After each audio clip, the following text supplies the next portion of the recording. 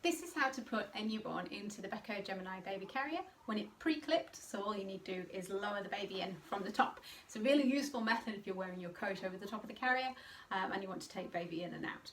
So the first thing we're going to check with our carrier configured for our newborn is that our carrier is in the narrowest available width setting.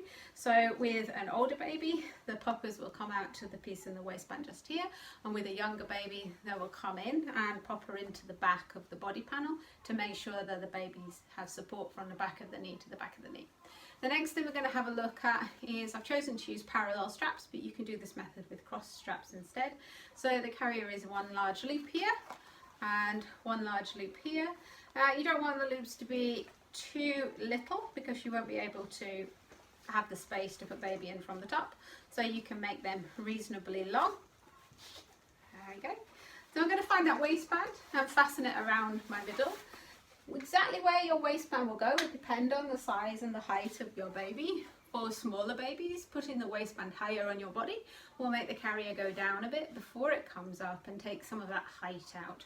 For slightly longer or older babies, you can put the waistband slightly lower down. The next buckle I'm going to do up is the bit behind my head. Now you will find that these straps are on runners. They move up and down the straps so that they're a good place for you, comfortable, but you should be able to reach them. So I can do them up in front of my face and put them on like a jumper over my head, just there. It means I don't need to clip anything behind my back. So I'm going to make sure we've got enough space for a baby, because that's where I'm going to put them against our chest. So move the carrier down towards your waist and go and pick up a baby and put them on your shoulder. So we're able to put the baby quite nice and high up on the shoulder. I'm going to lower them in from the carrier from the top. On this side, I'm just going to bring my arm out where I want my baby's leg to go. So underneath the webbing here and then through the shoulder strap. I can push that carrier down towards the ground and I can guide my baby's leg through until I'm sure it's clear of the webbing on this side. And do exactly the same on the other side. So baby goes up onto the shoulder, and we'll hold them there nice and securely. Hand up through the webbing and then out of the shoulder strap. Take hold of the little foot and guide it into the carrier until you know it's coming out below the webbing. You can take hold of the body panel of the carrier and roll it up onto your little one's back, and we should be able to have support all the way up to the back of the ear, but not higher.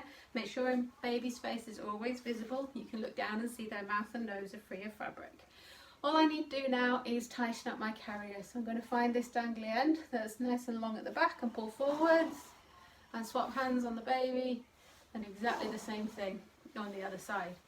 So just making sure that the legs are out of the carrier and they're not folded up inside, so the baby has support from the back of the knee to the back of the knee. It's nice and central inside the carrier, and you can look down and see their mouth and nose.